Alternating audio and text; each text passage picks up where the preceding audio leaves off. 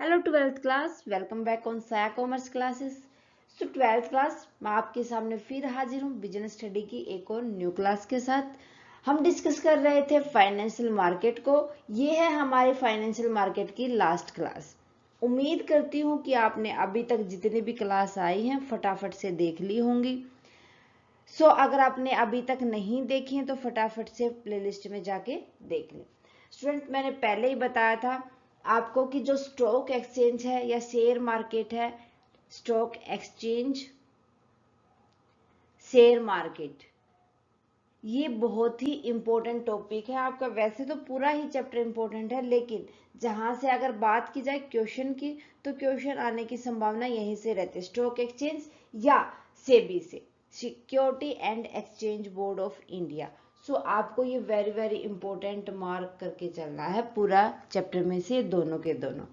ठीक है, अब बात करेंगे कि आज की क्लास में हम क्या क्या डिस्कस करेंगे। आज की क्लास में हम पढ़ेंगे मीनिंग ऑफ सेबी, क्या मीन होता है एक्चुअल में, सेबी का मीन्स क्या क्या होता है, क्या करता है, सेबी का काम क्या होता है, ये सारे के सारे आज की क्लास में हम डिस्कस करेंगे। मीनिंग हो जाएगा, ऑब्जेक्टिव ऑफ सेबी हो जाएंगे, फंक्शन ऑफ सेबी हो जाएंगे। अगर मैं बात करूं क्वेश्चन अगर आपका आता है सेबी से तो आपको इसी टाइप से लिखना, जो आपसे पूछा गया है ना उससे पहले आप हमेशा मीनिंग लिखा करो। ठीक है, देखते हैं मीनिंग क्या हो जाएगा। SEBI, security and exchange board of India. भाई एक ऐसा बोर्ड जो गवर्नमेंट ऑफ इंडिया ने एस्टैब्लिश किया था 12 अप्रैल 1988 में, ताकि वो जितने भी सिक्योरिटी मार्केट है इंडिया के अंदर उनको प्रमोट कर सके और उनकी ग्रोथ में हेल्प कर सके, एंड इन्वेस्टर जितने भी होते हैं उनको प्रोटेक्शन दे सके।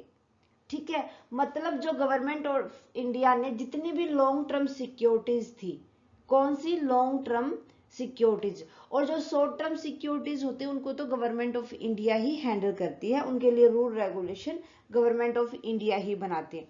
बट जितनी भी लॉन्ग टर्म इन्वेस्टमेंट की जाती हैं, सिक्योरिटीज होती हैं, उनके रूल रेगुलेशन सेट किए जाते हैं सेबी के द्वारा, और वही उनकी तरह उनको ध्यान देती है, उनको प्रोटेक्ट करके चलती है। ठीक है, it was given A statutory status on 30 जनवरी 1992। 1992 में जो सेबी है उसको एक लीगली स्टेटस मिल गया था कि भाई हाँ भाई गवर्नमेंट ऑफ इंडिया ने इसको एमए ही नहीं बनाया, पूरा उसकी तरफ पूरा ध्यान दिया गया था और पूरा का पूरा उसको सारी चीजें सौंप दी गई थी, सेबी के अंडर में डाल दिया था। ठीक है, which was later replaced by an act parliament known as SEBI act 1992। फिर उसके बाद ना उसको रिप्लेस करके सेबी एक्ट 1992 ही बना दिया गया था एक्ट ऑफ पार्लियामेंट के अकॉर्डिंग, जो क्या करके चलती थी, it seeks to protect the interest of investor in new and second hand securities. वो ये देखती थी कि कौन से इन्वेस्टर है वो नई सिक्योरिटीज के अंदर इंटरेस्ट दिखाते हैं या पुरानी सिक्योरिटीज जो सेकेंड हैंड सिक्योरिटीज है उनकी तरफ। मीन्स जो प्राइमरी सेक्टर में अगर इन्वेस्टर का ध्यान है या सेकेंडरी या टेरिटरी, इस तरीके से सेबी प्रोटेक्ट करके चलती है इंटरेस्ट ऑफ इन्वेस्टर्स का। ओके, ये था मीनिंग ऑफ सेबी। अब बात करते हैं ऑब्जेक्टिव ऑफ सेबी। भाई किन उद्देश्य से सेबी को बनाया गया था और सेबी का उद्देश्य क्या क्या था। देखो, फर्स्ट फंक्शन की अगर मैं बात करूं, to regulate stock exchange and the securities market to promote their orderly function. कि भाई जो सेबी है ना वो स्टॉक एक्सचेंज और जितने भी सिक्योरिटी मार्केट्स हैं उनको रेगुलेट करके चलती है, ताकि वो जितने भी उनके काम होते हैं उनको प्रमोट कर सके, उनको प्रमोशन कर सके। फिर सेकंड हो जाएगा to protect the right and interest of investor and to guide and educate them. कि सेबी है ना जितने भी इन्वेस्टर है उनके राइट और जो उनका इंटरेस्ट है, किस टाइप की सिक्योरिटी के अंदर वो इंटरेस्ट दिखाते हैं, उनको प्रोटेक्ट करके चलती है और उनको गाइड करती है कि आपको ये वाली सिक्योरिटीज के अंदर इन्वेस्ट करना चाहिए, और उन्हें बताती है कि आप किस तरीके से इन्वेस्ट करोगे। नेक्स्ट हो जाएगा कि जब कोई भी मान लो कि कोई भी इंटरनल ट्रेडर है वो अपने इन्वेस्टर के साथ अच्छा बिहेव नहीं करता, अच्छा माल नहीं देता, जिस टाइप की उनको सिक्योरिटीज चाहिए होती है और जो उन्होंने एप्लीकेशन भेजी थी उसके रिगार्डिंग वो उतना ही खरा नहीं उतरता उन सिक्योरिटीज के ऊपर। तो इन चीजों को रोकने के लिए भी सेबी को बनाया गया था। सेबी का मेन उद्देश्य यही होता है कि वो प्रिवेंट कर सके ट्रेड मोल प्रैक्टिस से, ठीक है। और ये मेनली होता है इंटरनल ट्रेडिंग होती है ना जितनी, उसमें जो एक कंट्री के अंदर जो ट्रेडिंग की जाती है। नेक्स्ट हो जाएगा to regulate and develop a code of conduct and fair practice by intermediary like broker merchant banker. ये कहता है कि सेबी है ना, जितने भी इंटरमीडिएटरी होते हैं लाइक ब्रोकर मर्चेंट बैंकर, उनको रेगुलेट करके चलता है कि उनके क्या नियम होंगे और क्या वो किस तरीके से फेयर प्रैक्टिस करेंगे। ये सारे की सारी चीजें उनको रेगुलेट करके चलेगा और उनको डेवलप करेगा कौन, सेबी। क्लियर है भाई। ऑब्जेक्टिव के बाद बात करते हैं फंक्शंस क्या क्या होंगे। सबसे इंपॉर्टेंट है ये भी, कई बार पूछे जा सकते हैं कि आपको फंक्शंस ऑफ सेबी क्या क्या होते हैं। सबसे पहला देखो प्रोटेक्टिव फंक्शन, भाई प्रोटेक्ट करके चलता है सेबी। सेकेंडरी जितने भी मार्केट होते हैं mean stock exchange share market होती है, उनको प्रोटेक्ट करके चलेगा। किस तरीके से, फर्स्ट प्रोटेक्शन के अंदर देखिए हम प्रोहिबिट फ्रॉडलेंट, भाई जो धोखाधड़ी होती है ना उसके ऊपर ये लगाम लगाता है। अनफेयर ट्रेड जितनी प्रैक्टिस होती है उनके ऊपर भी ये लगाम लगा के चलता है। इन सेकेंडरी मार्केट, किसके अंदर, सेकेंडरी मार्केट हमने पढ़ा था ना, जो स्टॉक एक्सचेंज ही तो होता है ना। स्टॉक एक्सचेंज क्या होता है, सेकेंडरी मार्केट। क्लियर है। प्राइस रीजिंग, मिसलीडिंग स्टेटमेंट, इन सब के ऊपर ये सेबी लगाम लगा के चलता है, इनके लिए रूल रेगुलेशन सेट करके चलता है। फिर प्रोहिबिट इनसाइडर ट्रेडिंग, मींस जो इंटरनल ट्रेडिंग होती है ना उसके ऊपर थोड़ी सी लगाम खींचता है। किस तरीके से, ताकि वो धोखाधड़ी जो मतलब बल्क ट्रेडिंग होती है ना उसको रोक सके। नेक्स्ट हो जाएगा educate investors, promote fair practice and code of conduct in security market. भाई जो सेबी होता है, देखो ऑब्जेक्टिव पढ़ा था, थोड़े से सिमिलर ही होते हैं ऑब्जेक्टिव और फंक्शंस। कि जो सेबी होता है जितने भी उसके इन्वेस्टर होते हैं उनको एजुकेट करता है, मीन्स सिक्योरिटी के बारे में नॉलेज देता है, और फेयर प्रैक्टिस को वो प्रमोट करके चलता है, और आचार संहिता होती है जो नियम वगैरह होते हैं हम सिक्योरिटी मार्केट के, वो कंडक्ट करके चलता है, बना के चलता है। क्लियर है। सेकेंड फंक्शन हो जाएगा डेवलपमेंट फंक्शन।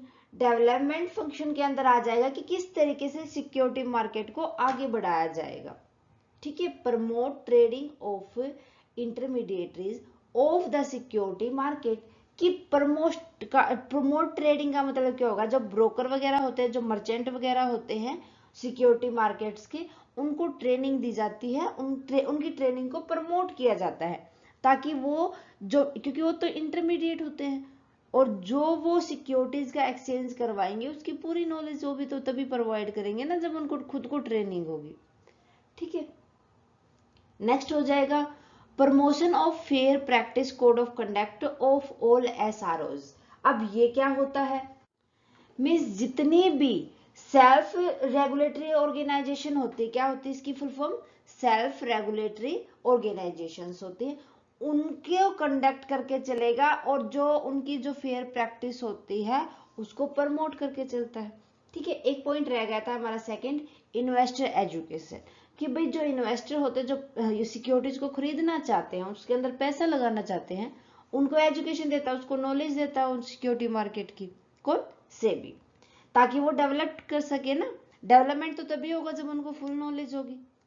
नेक्स्ट हो जाएगा conducting research and publish information useful to all market practice and participant, कि भाई जो सेबी होती है जितनी भी मार्केट के अंदर जो पार्टिसिपेट करना चाहते हैं उनको क्या करेगा, रिसर्च करके देगा उनके लिए जितनी भी उनकी यूजफुल इंफॉर्मेशन होती है, और उनको पब्लिकली उनके सामने पब्लिश कर देगा ताकि वो वहां से एजुकेशन ले सके, ठीक है। थर्ड एंड लास्ट फंक्शन आ जाता है रेगुलेशन फंक्शन। भाई रेगुलेट करके चलता है, किस तरीके से रेगुलेट करके चलेगा, भाई जितने भी ब्रोकर होते हैं, सब ब्रोकर होते हैं, और जितने भी मार्केट के अंदर अदर प्लेयर होते हैं उनको रजिस्टर करके चलता है।